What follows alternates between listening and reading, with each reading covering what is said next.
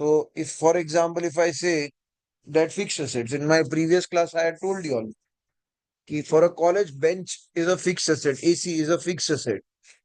The amount of bill that you pay on those AC का light का bill आएगा तो वो PNL में आएगा क्योंकि वो रेगुलर है. It's a regular expenditure. But I want to make something called as an analysis purpose. So what I will do for an analysis purpose, there is something like there are two theories. Either you take that theory or you do with this theory. Both are allowed. Both are allowed and both are given as a rightness कि ऐसा कुछ नहीं है क्योंकि ये theories है. People do these theories and there's nothing wrong in those theories. For example, now just a second. Like यहाँ पर मैंने non current assets and fix assets किया. मैं सिर्फ कुछ नहीं करूंगा, मैं इसको वर्टिकली लिख दूंगा बिकॉज वर्टिकल करने पे मुझे the comfort is that I can easily transfer my things in a proper and a justifiable way.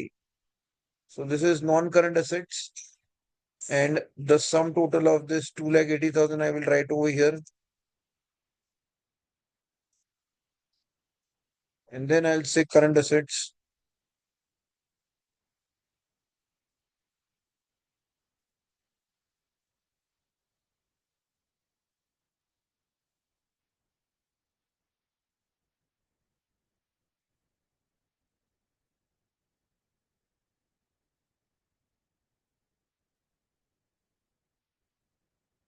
It gives me an idea that okay fine, ये मेरा total assets है. Gives me an indication that this is my total assets of 5,10,000.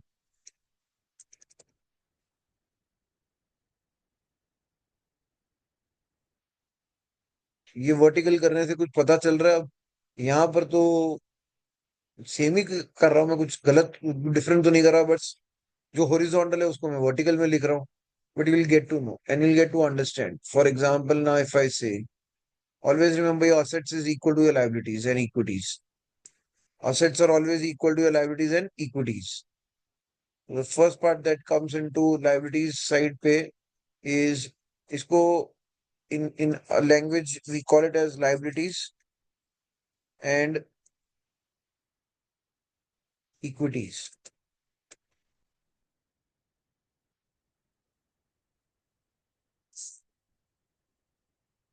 And what does liabilities and equities show me? So it shows me that कि मैंने कितना पैसा लिया ये asset बनाने के लिए. 5,10,000 वर्थ की असेट्स के लिए मैंने कितना पैसा दिया है.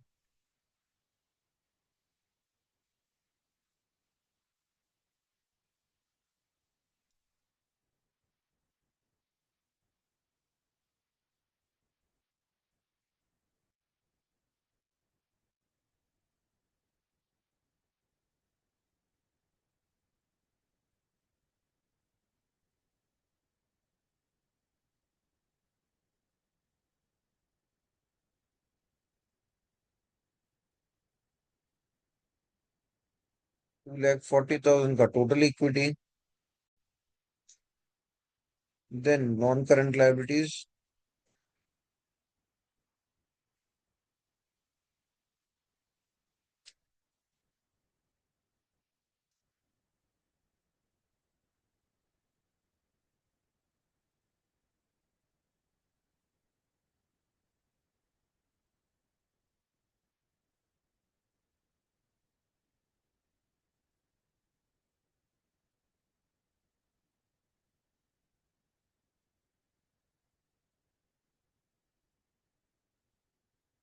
Okay, this gives me some understanding. अब इससे मैं बहुत सारी चीजों को थोड़ा बहुत समझ जा सकता हूँ तुम लोगों को, क्योंकि ये जब हॉरिजॉन्टल था तो मेरे लिए थोड़ी डिफिकल्टी थी, बट वर्टिकल में I can make you all understand. अब y'all can doubt that, sir, we can even do it with horizontal also, what you are trying to say. For example, there is something what you see current assets. सत्यम पता है current assets क्या होते हैं? हाँ sir. What, क्या होते हैं? मतलब Got any जैसे जैसे वर्किंग कैपिटल जिस चीज में डिप्लॉय किया उसको करंट एसेट. और कोई? जैसे फॉर एग्जांपल डीमार्ट अगर की बात करें तो उनके जो मतलब मशीन जो रैक्स होते, वो कर सकते हैं। नहीं, मशीन और रैक्स तो उनके फिक्स सेट हो गए। अच्छा, ट्रेड रिसीवेबल, इन्वेंटरी, कैश। वो एग्जाम्पल्स एग्जाम्पल्स है। एग्जाम्पल से ज्यादा ये समझते हैं कि पहले तो असेट का मीनिंग क्या होता है। Let's understand what is the meaning of assets. It's a very simple term है असेट्स का meaning. Any thing which is receivable, और इट इज और which can be converted into cash. Simple words, ये होते हैं मेरा असेट्स।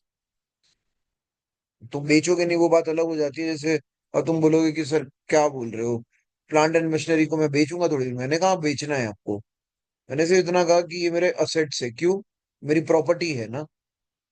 इसका एक और डेफिनेशन बन सकता है, बहुत ज्यादा बड़ा डेफिनेशन मुझे बनाना नहीं था, इसके लिए मैंने क्या बोला, एनीथिंग विच इज रिसीवेबल और which can be converted into cash, और and anything which aids in helping for the purpose of business। तो एनीथिंग ऐसी जो बिजनेस के लिए भी हेल्प करती है, तुमको इंक्रीज करने के लिए तुम्हारा बिजनेस को। Anything which aids in helping for the purpose of business और इंक्रीजिंग द रेवेन्यू। तो ऐसी कौन सी चीज हो सकती है जो तुमको एड करती है बिजनेस के लिए और रेवेन्यू के लिए? तो प्लांट एंड मशीनरी हो गई, फर्नीचर हो गया, कॉलेज के लिए फर्नीचर बहुत इंपॉर्टेंट होता है तो वो हो गया। अब इंटेंजिबल एसेट्स लाइक पेटेंट्स तुम्हारा है भाई, तुम्हारी टेक्निकल नो हाउ है, तुमने उसको यूज किया, its patents. Investments, long term investments अगर तुमने लेके रखे हैं, डेफिनेशन ऑफ लॉन्ग टर्म थोड़ा डिफिकल्ट होता है समझना, मैं आज नहीं समझा पाऊंगा, लेकिन it is basically that certain investment you keep it for your business purposes, certain investment you keep it for trading purposes. वो होता है जैसे अभी अभी मैंने बात की सत्यम से और मैंने बोला अब टाइम आ गया बाई करने का। मार्केट अब ओवरसोल्ड जोन पर चल रहा है, काफी कुछ सोल्ड हो चुका है। हम और डिस्काउंट हो अभी और गिरेगा, ऐसा नहीं कि नहीं गिर सकता। कि क्या ये एंड है सर 22,800? क्या 22,600 पे नहीं जा सकता मार्केट? बिल्कुल जा सकता है। मैंने आई थिंक लास्ट सितंबर कल के लेक्चर में शायद से, नहीं तुम्हारे क्लास में नहीं बोला था मैंने, मेरे यूजी के क्लास में बोला था कि अगर 22,600 पे जाता है तो कौन सा तोड़ेगा, क्या तोड़ेगा, सपोर्ट जोन तोड़ देगा अपना, रेजिस्टेंस टूटेगा मार्केट में। So there can be many things which can take place, but now this is my feeling. I can be wrong, but it's my feeling that boss, the worst part is over. Now the time is that if you have some good money, can park your funds into like companies like SBI, जो high जिसका I think if I'm not wrong it was at 900। और उससे बड़ी बात मैं जो आज मेरे क्लास में या मेरे स्टाफ रूम में मैं डिस्कस कर रहा था, मतलब I think I see Drishti Jotwani in this class. Drishti is there in this class, correct or not? कि she is not there? नहीं है, अच्छा मुथु लक्ष्मी कुनार है, दृष्टि नहीं है। चलो ठीक है। But if I see there are, if I want to ask some question, Satyam Gupta हो ना? हाँ। महाकुंभ जाने का विचार नहीं आ रहा है? नहीं। क्यों? भीड़ बहुत है ना। ट्रेन की टिकट मिलेगी? एक्चुअली मिल रही है, लेकिन सर मतलब इशू तो क्या है, आपको ना प्रयागराज के काउंटर से यहाँ की बुकिंग करोगे ना तो मिल रही है ऑफलाइन। अच्छा। तो टिकट आपके हाथ में लेके लेकिन होनी चाहिए। लेकिन फिर तो ट्रेन कोई में आ चढ़ने रहा का है। मौका मिल रहा है? हाँ मिल रहा है, लेकिन मतलब सेटिंग है, मतलब ऐसा है कि कोई वहां से आ रहा है ना तो आपकी यहाँ से प्रयागराज की टिकट ला सकता है, ऐसा। अच्छा। अच्छा। हम्म। हम्म। वो चाहिए तो बताओ। अच्छा, वो तुम्हारी सेटिंग है ना भाई, सबकी सेटिंग नहीं होती है ना। उमेश, अगर तुमको जाना होगा प्रयागराज तो जा पाओगे ट्रेन की टिकट में? सर मिल तो रही है टिकट, मेरा सर अभी जाके ही आया है, और मेरे जो फाउंडर्स है सब उधर ही पे अभी तक। हाँ, लाइक लेकिन मोस्टली बट 50-60% तो जा ही रहे। बट ट्रेन की टिकट तत्काल में निकाल के जा रहे हैं ना। अभी अगर रेगुलर देखोगे तो कहाँ पर मिल रही है? अभी अगर रेगुलर में देखोगे, सिंपल मैं। रेगुलर नहीं मिल रही है, लाइक वो हाँ, एजेंट वगैरह से मिल रही है। हाँ, तो एजेंट से मिल रही है, मतलब वो ज्यादा पैसा देके 500 1000 रुपए हाँ, एक टिकट पे देके आप करो, फिर बराबर कि नहीं? बरोबर बरोबर। तो वही मैं बोल रहा था। वो क्यों मैं बोला, उसके पीछे का रीजन है, क्योंकि स्टॉक मार्केट में क्यों मैं बोल रहा हूँ कि the time has come to buy, because look at your stock like IRCTC, which has been underperforming. The high was of 1100. Today it is coming at 725, 715, if I'm not wrong. So I see a lot of these kind of sectors, and not only सिर्फ आज का प्रयागराज की बात नहीं कर रहा, मतलब ये तो एक एडेड बोनस आ गया ये IRCTC से जैसे शेयर को। पर अभी से मैंने ट्राई करा था कि भाई मई की बुकिंग करवा दूं छुट्टियों के लिए, कि अगर चलो घूमने जाना है छुट्टियों में मई के लिए, जाके फाइंड कर लो कोई हिल स्टेशन है जो मुझे टिकट फ्री में अभी मिल जाए। मैं फरवरी में बैठा हूँ अभी, मेरे को मई की टिकट चाहिए 3 महीना पहले। 4 महीने की वेट होती थी, वेटिंग क्या बोलते थे, बुकिंग सीजन, उसको 3 महीना कर दिया शायद से अब। You will not get tickets. हाँ that's the kind of rush which is there, and still if IRCTC you are getting at 715, I think it's a time to buy. हालांकि IRCTC को टिकट से कोई लेना देना नहीं है, टिकट बिजनेस में उसको कोई लेना देना नहीं है। टिकट बिजनेस उसके लिए इतना, मतलब ठीक है पैसा कमा के दे रहा है, लेकिन सबसे बड़ा बिजनेस तो उसका F&B है। पानी का बिजनेस है भाई, रेल नीर, रेल नीर उसका सबसे बड़ा हिट पॉइंट है। और वो उसको पैसा कब बना के दे रहा है, क्योंकि उसमें कॉस्ट कुछ नहीं है ना। Cost of operation is very low. So if I have to say, इसके लिए मैंने बोला कि शेयर्स खरीदने के लिए, बट ठीक है वो बात की बात है। अब असेट्स का मीनिंग तो मैंने समझा दिया। असेट्स का मीनिंग होता है कि anything which is receivable. So then comes the question that then what is current assets. अगर करंट एसेट समझोगे तो नॉन करंट एसेट अपने आप समझ जाओगे फिर। Current asset is nothing but anything which is receivable or recovery or convertible in cash for within a week or within a year. So this is something what you call it as current asset. तो जब उमेश ने बोला trade receivables, तो trade receivables क्यों important है अपने लिए? क्यों ट्रेड रिसीवेबल्स को मैं करंट एसेट बोलता हूँ? क्योंकि ट्रेड रिसीवेबल्स इसके लिए बोलता हूँ करंट एसेट, क्योंकि तुम 1 साल तक रखोगे नहीं, तुम तो उसको नेक्स्ट डे पे डिस्काउंट कर दोगे बैंक के पास जाकर। मतलब अगर किसी ने तुमको बोला कि मैं क्रेडिट दे रहा हूँ, जिसको हम बोलते हैं ना तुम्हारी लैंग्वेज में bill invoicing, I don't know how many of you ever heard about bill invoicing. Satyam ने तो सुना रहेगा बिल इनवॉइसिंग, हाँ हाँ कि बिल के सामने पैसा उठाना, बराबर ना? ये कपड़े के मार्केट में बहुत होता है हाँ हाँ। कि इधर इधर सामने वाले पार्टी को माल बेचते हो, और इधर से हम्म। वो बिल देता है, वो तो क्रेडिट पे ही देगा, वो तो बोलेगा कि मैं तो हाँ 2 महीना 3 महीने का क्रेडिट रखूंगा। तुम क्या करोगे, हाँ वो बिल को लेके आके किसी ना कि या तो बैंक में जाके दे दोगे, या तो किसी साहूकार के पास तुम पैसा रख दोगे, लेनदार के पास, बोलोगे कि ये ले हाँ। बिल, इसके सामने पैसा दे दे भाई। क्यों? वरना तुम धंधा कर नहीं पाओगे भाई। वरना तुम कैसे माल कब उठाओगे? तुम माल कब उठाओगे? एक्सपेंड तुम पूरा आ वर्कर को जाएगा। पे कब करोगे? तो वही 1 साल तो पूरा खत्म हो जाएगा, तो तब तक तुम थोड़ी देखने वाले हो, तुम्हारे पैसे पे थोड़ी तुम धंधा करोगे। हम्म। पैसे में धंधे में पैसा सिर्फ एक बार डाला जाता है। हाँ, धंधे में पैसा सिर्फ एक बार डाला जाता है, उसके बाद सिर्फ रोटेशन रहता है। बराबर कि नहीं सत्यम? बराबर।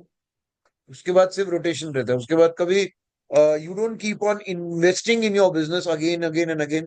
You only hmm. Invest when you want to expand. अच्छा। Hmm. Just to do regular business, you won't keep on investing. It's a very hmm. wrong thing. Then you should not do business if you can't do, मतलब तुम अगर बार बार पैसा डाल रहे हो तो कोई मतलब नहीं बनता उसका। हम्म।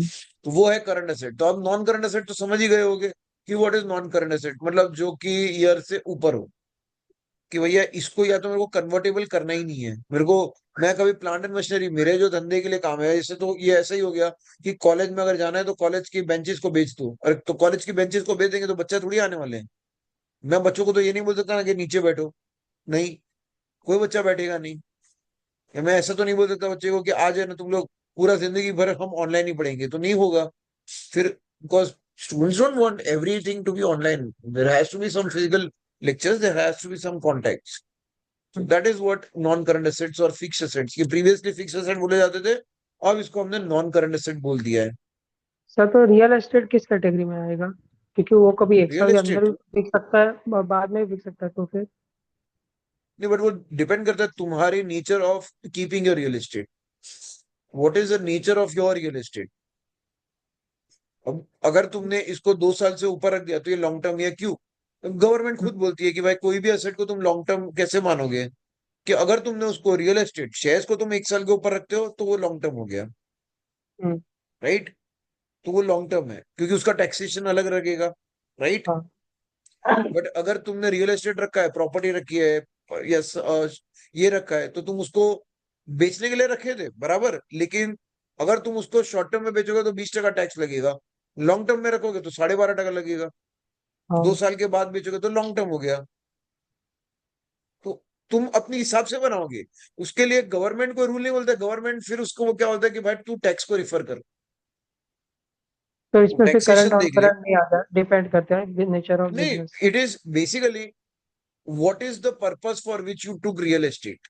Your purpose of real estate was just to sell it off, और your purpose of real estate, क्योंकि अगर तुम इसको ये बोलते हो कि मेरा पर्पस ही सर सेल ऑफ करने के लिए, तो तुम उसको इन्वेस्टमेंट कैटेगरी में डालोगे, तुम जैसे उसको, जो फ्लिप क्योंकि वो करते तुम्हारे हैं वो। बिजनेस के लिए। हाँ, तो तुम शेयर्स करते हो वैसे तुम उसको इन्वेस्टमेंट कैटेगरी डालोगे। हम्म। और अगर तुम उसको 6 महीने में बेच दोगे और तुमको अच्छा खासा प्रॉफिट हो रहा है, मान लेते अगर मेरे को 6 महीने, मैंने एक रियल एस्टेट खरीदा 50 लाख पे, 6 महीने हम्म। में मेरे को एक पार्टी मिल गई जो बोलती है कि मेरे को 75 लाख रुपीज दे दे भाई, मैं हम्म। मेरे को 75 लाख में बेच दे, मैं बेच दूंगा उसको। और पच्चीस हम्म। लाख का जो प्रॉफिट किया, 25 लाख का प्रॉफिट किया, उसमें मैं 20% टैक्स भरूंगा। ठीक है ना, मेरे को क्या जा रहा है, मेरे को मिल रहा है ना मेरा पैसा, तो हम्म। 5 लाख रुपए देना ना, 20% मतलब क्या, 5 लाख देना, 20 लाख तो घर पे आ गया, 50 लाख का 70 लाख मिल गया मेरे को, 5 लाख टैक्स दे दिया, हो गया काम खत्म मेरा। हम्म। तो वो इन्वेस्टमेंट कैटेगरी हो गई, वो असेट की कैटेगरी जो होती है ना, असेट। अब फिक्स्ड असेट हम उसको बोलते हैं सिंपल से, जो मेरे धंधे में मेरे को हेल्प करेगा। जैसे तुम्हारी मेरे में फैक्ट्री मशीन है, है तो मैं ऐसे नहीं बेच बस, दूंगा सीधे। तो असेट ही बेचोगे तो धंधा कैसे करोगे? हम्म। बिजनेस तो नहीं कर पाओगे। जैसे मैंने बोला ना कि कॉलेज में अगर मैंने बेंचेस ही बेच दी, then how will I do business? How do I invite students to come and work for me or attend lectures over there? They won't be. So that is why. That's a very basic example of understanding assets. Similarly, what is liabilities? Opposite of assets. Hmm. Opposite of which assets. What is liabilities? So which liabilities are nothing but which are payable or which have to be paid. उसमें convertible to cash कुछ नहीं होता है। Anything which is payable, उनको जिस इंसान को पे करना है, anything which is payable is your liability. अब तुम बोलोगे सर लेकिन अगर मैं अपनी इक्विटी को कभी पे नहीं कर सकता, इक्विटी को पे कैसे करूं? तो इक्विटी कभी पे ही नहीं हो सकती है। अपने ओनर्स को तुमने पे कर दिया तो फिर बचा कौन? कंपनी बंद हो जाएगी। वही होता है, हम ओनर्स को कब पे करते हैं? या तो जब मैं कंपनी बंद कर रहा हूं, या तो मतलब सिंपल मैं बोलूं तो कंपनी को बंद कर रहा हूं तभी मैं पे करूंगा। तो इक्विटी इज नेवर पेएबल। मतलब यू कैन कीप, जैसे कुछ बच्चे कहेंगे sir then buyback of equity shares क्या है? जब आप बायबैक करते हो इक्विटी को तो वो क्या है? तो वो है 1.5 लाख का मेरा इक्विटी शेयर कैपिटल है, बट मैं अगर पूरा जीरो कर दूंगा तो कंपनी को चलाए कौन रहा है? फिर जीरो तो हो ही नहीं सकता कभी भी equity. So that is why anything which is payable is your liability, anything which is payable for the company. याद रखना, ये पर्सनल पे मत लेना। हेलो। जो मैंने, हाँ उमेश। सर बट कभी कभी कंपनीज जो लिस्टेड कंपनीज रहती है वो अपने आप को हम्म। डीलिस्ट होके फिर प्राइवेट कंपनी बन जाती है, तो वो टाइम पे तो उसने अपने जो भी शेयर होल्डर उन लोग को तो एग्जिट अपॉर्चुनिटी दे दिया होता है नहीं ना। नहीं नहीं नहीं नहीं, वो बराबर है। डीलिस्ट का फर्क है बेटा।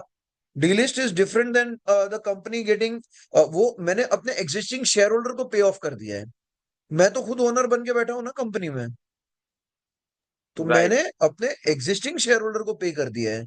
जैसे अब मान ली यहाँ पर 8 पार्टिसिपेंट है, मैं इन 8 में से ना, मैं इन सातों को बोलता हूँ कि मैं तुम लोग को पैसा दे रहा हूँ भाई, तुम लोग निकल जाओ। मैं सबको सातों को पैसा दे देता हूँ, लिस्टेड हूँ, सातों को पैसा देता हूँ, तुम लोग निकल जाओ। पैसा किसने दिया? कंपनी ने दिया। लेकिन ये सारा का सारा तो चीजें मेरे पास ही आ गए ना, कंपनी को शेयर्स आ गए, बट मैं नहीं निकला राइट। हूं। क्यों मैं नहीं निकला? क्यों? क्योंकि मेरे पास वोटिंग राइट ज्यादा थी। यस वो सर। होता है डीलिस्टिंग का मतलब क्या होता है? It is not that you pay off your shareholders. Equity pay off अगर जिस दिन भी हो जाती है, कब होती है? जब कंपनी बंद हो गई, बस, और कभी नहीं होती है। जब कंपनी बंद होती है तब डीलिस्टिंग होती है। जैसे फॉर एग्जांपल सत्यम कंप्यूटर्स ले लो। सत्यम कंप्यूटर्स एक ऐसा नाम है जो पहले किया करता था, उसके बाद क्या हुआ? सत्यम बंद हो गया। सत्यम फिर किस में गया? सत्यम किसको बेचा गया? सत्यम। और उसके बाद ये एलटी ने शायद से खरीदा था सत्यम को। Larsen and Toubro Tekna services ने खरीदा, फिर एलटीटीएस नाम हुआ। फिर एलटीटीएस एलटी इंफोटेक के साथ मर्ज हो गया। आज तुम्हारे पास इंफोटेक के शेयर्स ही नहीं, एलटी इंफोटेक के। सिंपल सी बात है। रिलायंस, रिलायंस पहले रिलायंस इंडस्ट्रीज लिमिटेड था, और रिलायंस इंडस्ट्रीज से पहले के साथ साथ एक कंपनी चलती थी आईपीसीएल, इंडियन पेट्रोकेमिकल्स लिमिटेड। ये गवर्नमेंट की नवरत्न कंपनी में से एक थी। इन गवर्नमेंट ने बेच दिया। किसको बेचा? गवर्नमेंट ने रिलायंस को बेच दिया ये शेयर, कंपनी के तो शेयर्स दे दिए ना। तो इक्विटी जितना भी गवर्नमेंट का था वो पूरा का पूरा रिलायंस के पास आ गया। जैसे पहले देना बैंक था और आंध्रा बैंक था। देना बैंक एंड आंध्रा बैंक मर्ज होके चले गए बैंक ऑफ बड़ौदा में। तो आज क्या हो गया? वो इक्विटी को रिपे किया। मतलब गवर्नमेंट ने क्या बोला कि भाई इन सबको अब मर्ज करके तुम लेके जाओ बैंक ऑफ बड़ौदा में। So that is what happens. So there the shares of Dena Bank were, the shareholders of Dena Bank were given equity shares of Bank of Baroda. Delisting is not that you are closing down your company. Delisting is that you repay off your other shareholders, but the maximum majority shareholders remains in the company. Anything which is payable, and same thing happens with current liabilities. Current liabilities again ulta hai कि anything which is payable, anything which is payable within a period of 1 year, मतलब ऐसा इंसान जो 1 year में आके तुम्हारे पास खड़ा रह जाए और बोले पैसा दो। विद इन 1 ईयर में आने वाले कौन है? तो तुम्हारे अकाउंट्स पेबल, जैसे कि तुम्हारे क्रेडिटर्स, वो बोल सकते हैं भाई पैसा दो। शॉर्ट टर्म लोन्स वाले बोल सकते हैं पैसा दो। अक्रूड एक्सपेंस का मतलब होता है आउटस्टैंडिंग एक्सपेंसेस। जिसको नहीं समझता है उसके लिए मैं लिख देता हूँ यहाँ पे आउटस्टैंडिंग एक्सपेंसेस। आउटस्टैंडिंग का मतलब क्या? आउटस्टैंडिंग एक्सपेंसेस का मतलब है कि तुम्हारे एक साल तुम्हारी कुछ सैलरी है जो पेमेंट बाकी है। और यहाँ पर मैंने लिखा है प्रीपेड एक्सपेंसेस। प्रीपेड एक्सपेंसेस का मतलब क्या? तो जो एक्सपेंसेस एडवांस में पे किए गए, किसी को एडवांस में सैलरी दे दी। इसका क्लासिक एग्जांपल है इसका क्लासिक एग्जांपल है इंश्योरेंस। इंश्योरेंस तुम एडवांस में ही पे करके रखते हो। अब तुमको समझेगा नहीं कब तुमने पे करके रखा एडवांस में, बट तुम पे करते हो एडवांस में। तो this is my assets and liabilities का मीनिंग। अब आते हैं मेन पार्ट की एनालिसिस पे। जब मैं कॉमन साइज एनालिसिस कर रहा हूँ, कॉमन साइज एनालिसिस में मेरे लिए क्या है इंपॉर्टेंट? मेरे लिए सबसे ज्यादा इंपॉर्टेंट है total assets and total liabilities and equity. जिसको मैं मानता हूँ, जैसे सेल्स के टाइम में मैंने 100 किया था। और सेल्स को जब मैं पीएनएल बता रहा था तो मैंने सेल्स को 100 किया था। यहाँ पे मैं total assets and total liability को 100 मानूंगा। मेरा बेस मानूंगा कि ये मेरा बेस है। Total assets and total liabilities को बोलते हैं कैपिटल एम्प्लॉयड भी बोल सकते हैं। तो अब किया क्या मैंने? तो कुछ नहीं करूंगा, बहुत सिंपल सा है। जो भी अमाउंट है उसको मैं इक्वल टू 2,80,000 डिवाइडेड बाई 5,10,000, और इस 5,10,000 को मैं फिक्स कर दूंगा। डॉलर का साइन देके फिक्स कर दूंगा, क्योंकि ये फिक्स करना बहुत इंपॉर्टेंट है मेरे लिए। क्योंकि अगर फिक्स नहीं किया तो तकलीफ हो जाएगी। फिक्स करना मत भूलना। तो ये 54% है ऑफ माई असेट्स। मतलब क्या? ये मेरे टोटल असेट्स। अब जो मैंने कहा ना, जो हॉरिजॉन्टल में बहुत डिफिकल्ट होता है तुमको करने के लिए, ये देखिए ये तुम्हारा हॉरिजॉन्टल है। और तुम यहाँ पे कहां पर इसके एनालिसिस करोगे? कैसे करोगे? इधर करोगे तो तकलीफ होगी। इसे इसके लिए इसे वर्टिकल फॉर्मेट में डाला, ताकि मुझे ये पता चले कि कौन सा मेरा असेट्स है। मतलब मेरा टोटल असेट्स का नॉन करंट असेट कितना हकदार है। तो 54.90%। What is my current assets का thing? My current asset is 45.0980%. Similarly, I can keep on taking all of these and find out that what is my equity or as a percentage of total liabilities. So equity as a percentage of total liability is 2,40,000. My non-current liability is 23% of my total liabilities. Similarly, my current liability is also 23.52% of my total liabilities. And if you take the sum total, just if you want to add the sum total,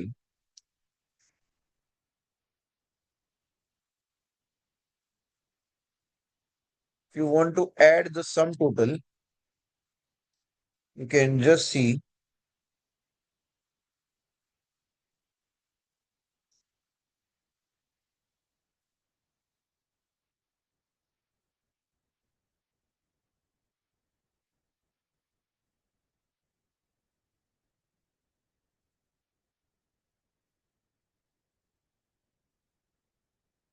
'Can't hear me 1 second. Sorry. I got मेरा कुछ तो भी ये आ गया. 1 second. मेरा I think my screen, is it visible or is it gone? Visible है। Excel file दिख रहा है आपको? हाँ। सेकंड, मेरे को क्या हो गया, कुछ तो भी गड़बड़ हो गई. Excel फाइल, एक मिनट.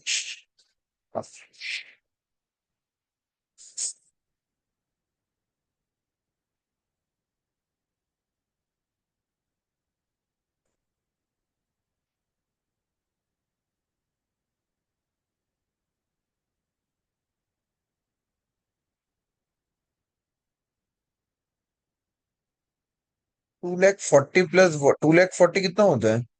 कुछ तो गड़बड़ आ रहा है, मेरे को ऐसा लग रहा है मैं कुछ मिसिंग कर दिया है.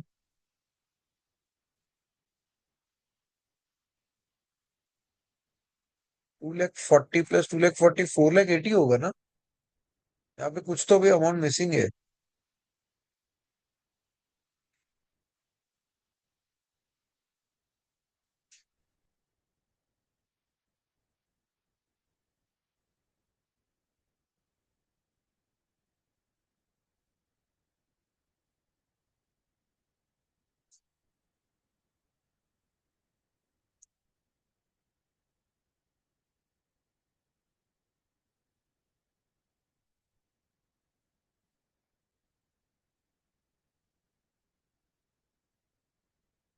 जस्ट अ सेकंड, कुछ तो अमाउंट मेरी मिसिंग थी जिसकी वजह से ये टैली नहीं हो रहा था. और मुझे कैसे पता चला वो मैं बता दूंगा आप लोगों को, once you will understand.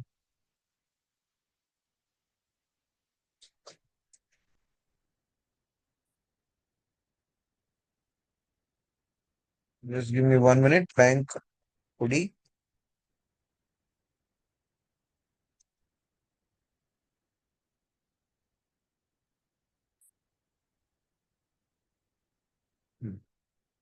Now see, how did I come to know that my account is not tallied?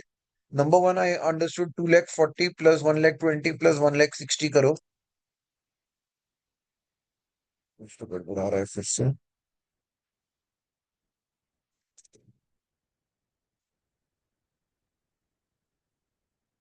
तो 520 होगा ना? वही कर रहा हूँ मैं, 1 सेकंड ना.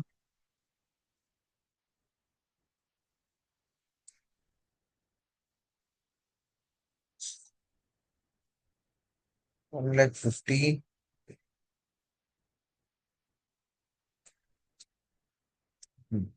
सबसे पहले तो 2,40,000 प्लस 1,20,000 प्लस 1,50,000 5,10,000 होना चाहिए.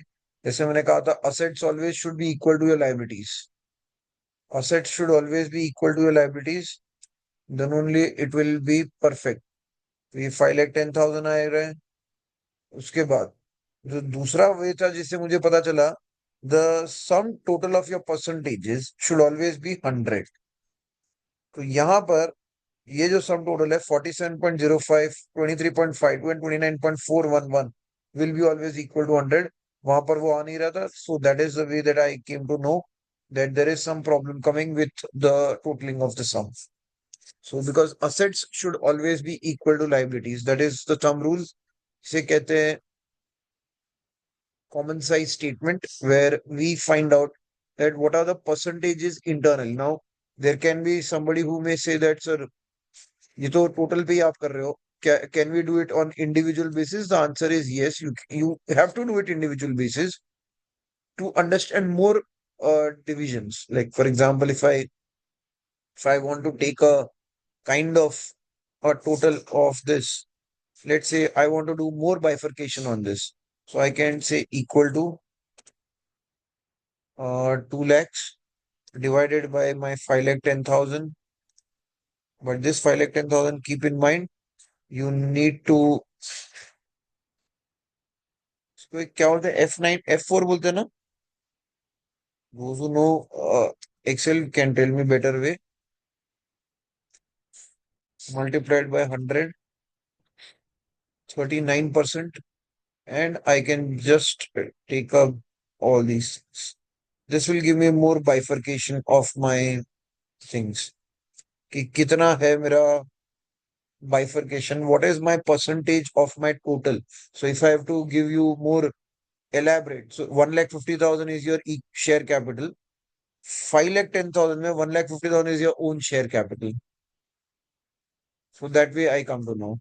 So this is 1 lakh is my long-term loan, which is 20% of my total liability. So I come to know that, okay, total liability or long-term loans is 20% of my total equity, total assets. So I know what is the percentage. This is also called as asset turnover things for me, asset turnover ratio for me. नहीं, asset turnover नहीं है, sorry. It is the total debt which you have, long-term debt on your assets is 20%. How will you reduce it? So that way you are doing it. So 39%, ये 10%, ये 6%. Then your cash balance is 10% of your total assets. 10% तो नहीं होगा ये, कुछ तो मेरे हिसाब से, एक सेकंड ना. I think it is 10%. हाँ, it's in decimals that it. वही सोचूं कि कुछ तो गड़बड़ आ रहा है. I can, the decimals, 10% तो नहीं था ये.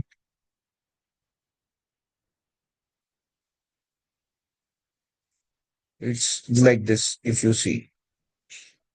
Now you will be able to have much more clarity. ये 39.21%, ये 9.080, ये 5.88%. So that way you will be able to make understanding. Making sense, everyone? सत्यम, समझा कि नहीं समझा कि हाँ इस तरह सर। से फाइनेंशियल स्टेटमेंट एनालिसिस को बाइफरकेशन किया जाता है. Bifurcate your financial statement analysis in this way to give more precise answer for your percentage, and now you will be able to do the analysis ki okay, this is the way I'm doing vertical analysis of my financial statement. Clear? Yes sir. चलिए, आज के लिए बस इतना ही. Next class Saturday को. Sir Saturday एक को doubt था। थोड़ा सा. बोलिए बोलिए बोलिए बोलिए. सर वो लेजर स्टेटमेंट क्या होता है जो ऑफिस में कल उस पे करना था कुछ? Laser statement equity. प्रैक्टिकली थोड़ा सा डिफरेंट होता है. बट लेजर स्टेटमेंट होता कुछ नहीं है, आपका स्टेटमेंट ऑफ होल्डिंग्स है बेसिकली, कि आपने तो वो कब तो कब सर, कौन सा ट्रांजैक्शंस किया है बेसिकली. मैं ट्राई सर करता तो हूँ उसके समझाने. लिए एक डीपी होल्डिंग्स था, वो तो उसमें हाँ, दिया वो था ये डीपी सब। होल्डिंग्स होता है. नहीं तो ये अलग है। डीपी होल्डिंग्स का आता है मुझे, कल के लिए बोला लेजर ट्राई करना है, तो डिफरेंस क्या है उसमें? अरे लेजर के अंदर प्रॉफिट लॉस कॉस्ट वगैरह सब दिखता है, डीपी होल्डिंग में खाली अपना होल्डिंग्स वगैरह दिखता है। लेजर में अपन ने जो भी ट्रांजेक्शन किया है, कोई भी बाइंग सेलिंग ऑफ स्टॉक, तो सब दिख हम्म। जाएगा ऑन इंट्राडे बेसिस, मतलब आज के दिन में क्या क्या तूने किया है या कोई भी पीरियड के टाइम पे। होल्डिंग में तो जो लॉन्ग टर्म जो तू रखा हुआ है वो सब दिखेगा। हम्म, ठीक। लेजर मोस्टली ब्रोकरेज कैलकुलेट करने के लिए काम आता है। कोई क्लाइंट को अगर देखना रहता है ना कि मेरे को कितना ब्रोकरेज मार रहा है मेरा, तो इसलिए उन लोग लेजर शेयर होल्डिंग मंगाते हैं, लेजर स्टेटमेंट मंगाते हैं। हाँ हाँ, बराबर।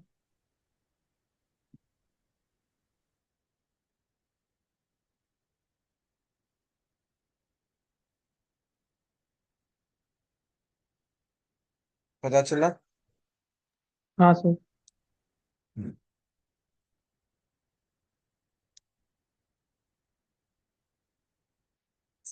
और कुछ? नहीं अभी तो मतलब आ ही रहा है, अकाउंट्स पे थोड़ा आ ही रहा है।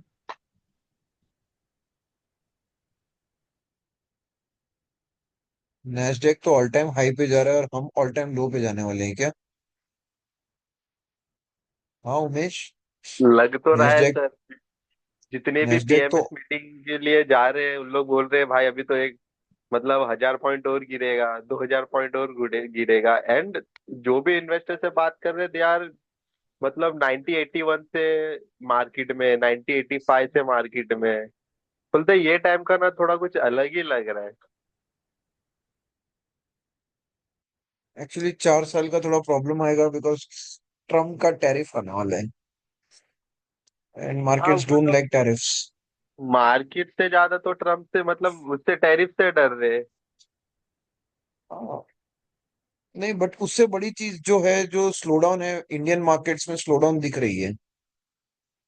स्लो एंड डाउन थोड़ी सेकंड ज्यादा हमें ही दिख रही तो सर लाइक सबसे ज्यादा फियर तो उसका ही है ना कि म्यूचुअल फंड रिडेम्पशन ना होने लग जाए। है। जब वो भी तक सबसे बड़ा एसआईपी प्रॉब्लम है। कैलकुलेशन मतलब एसआईपी इनफ्लो कम होगा चल जाएगा, बढ़ेगा नहीं बढ़ेगा चल जाएगा, बट रिडम्पशन होना चालू हो जाएगा तो उनके पास भी कैश अवेलेबल नहीं रहेगा। डीआईएस के बाद जो खरीदे हुए जाके एफआई की सेलिंग, फिर वो वन साइड हम्म। एफआई सेल ही करते रह जाएगा, फिर सामने कोई ऑब्जर्व करने वाला नहीं रहेगा। एंड उसके साथ साथ ऐसा भी हो रहा है ना, एफआई तो सेल कर ही रहा है उसके साथ साथ प्रमोटर भी सेल कर रहे हैं। हम्म। तो लाइक मार्च का भी वेट कर रहे हैं कि शेयर होल्डिंग पैटर्न निकल गया एक बार कि कितने कौन कितना बेचा है।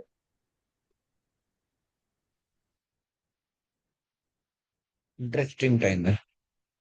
अच्छा टाइम है, इंटरेस्टिंग टाइम है ये, लेकिन बट मैं मानता हूँ कि अब टाइम आ गया बाय करने का।